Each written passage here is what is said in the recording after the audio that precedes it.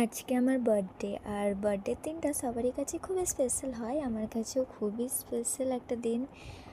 আর এই দিনটা ভালো করার জন্য এখানে আমার ফ্রেন্ড আমার জন্য কেক এনেছিল, একটা সারপ্রাইজ দিয়েছিল। আমি জানতাম ও কিছু না কিছু করবে, বিকজ আমি এই দিনটাতে খুবই এক্সাইটেড থাকি আর ও ততটাই এক্সাইটেড থাকে, টাচউড।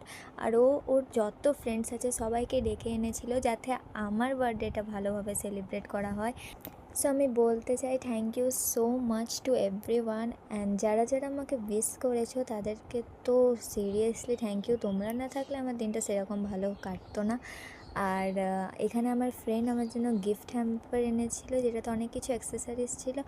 তো সিরিয়াসলি আমার মুখ দেখে বুঝতে পারছি আমি কতটা খুশি এই গিফটটা পেয়ে।